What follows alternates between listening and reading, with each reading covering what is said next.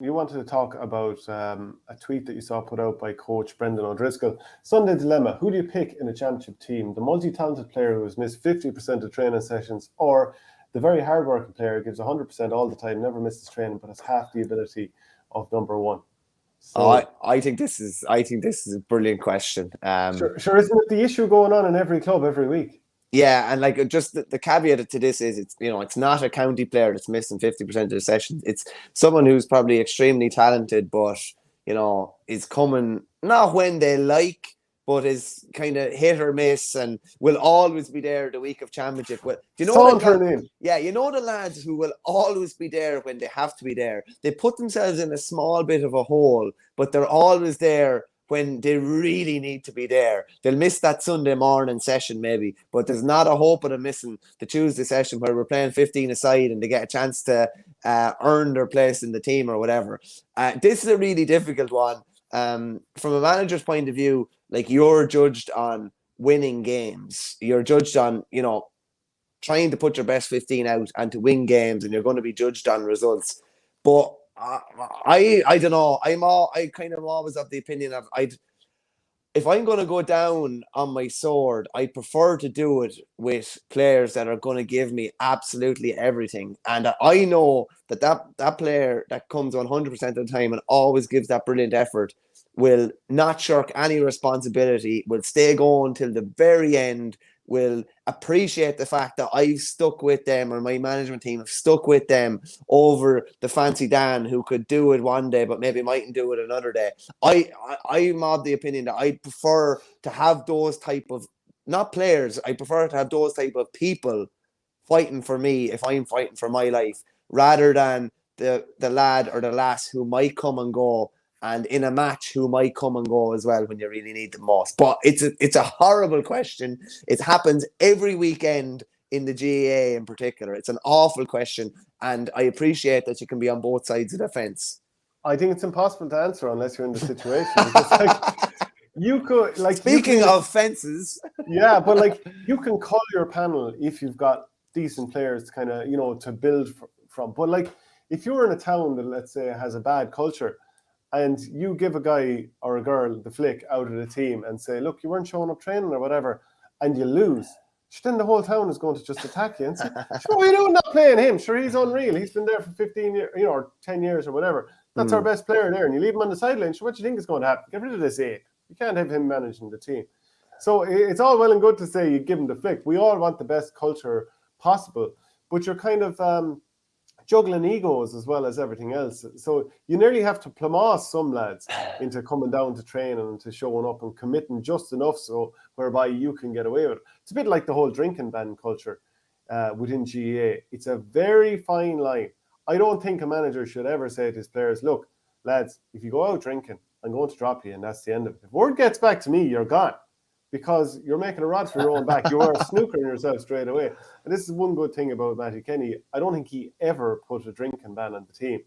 But, he would have always said, look, lads, you know yourselves, do the right thing.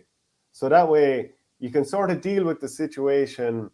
Just depending on how things play out, you can sort of be like, okay, this is how I'll deal with it, rather than just, there's a blanket rule, if you drink, you're gone, because you have yourself cornered otherwise. So it's very difficult. And I just think it's similar to the drinking situation. Now, don't get me wrong. I'm all for not painting everyone with the same brush, and I think you have to treat people differently within a panel. I think that's just the nature of it. You do, because there's different characters within squads. There's lads in squads that could be having 3 or 4 pints on a Friday night before a championship game on Sunday, but that works for them. That's the way they are. You can't, tell them that they can't tell X that he has to act the same as Y, because they're two completely different people.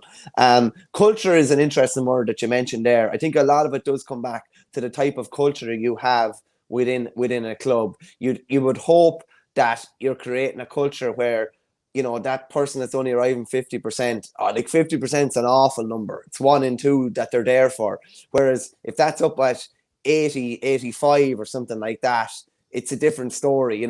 Maybe he's missing a session because of work or family commitments or something like that. But the 50% is, 1 in 2. I think it's a really interesting one, and it's something that probably managers agonize more about than anything else, I would say, because those calls do define you, really.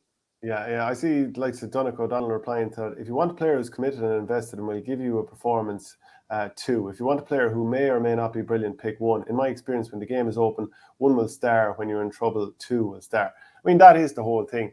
You have these great notions, and like Nisha Waldron, check out the video he did of the John Troy pickup. Said if you're trying to create or change a culture, you pick the lad that's always there. Then again, it depends on why the person was missing training. That is true. You kind of have to take that into account. But unfortunately, like it's just the ultimate horrible dilemma, because you know that the lad who's going to give you everything will do that, but like his limitations could end up costing you. And the other lad might come in and you might be carrying him to some degree, but a bit like Ronaldo against Ireland in the soccer a few weeks back, he just puts the ball in the back of the net, and he's doing it for United too. But like, he's up there, you're carrying him. Oh wait, he can put the ball in the net and no one else can.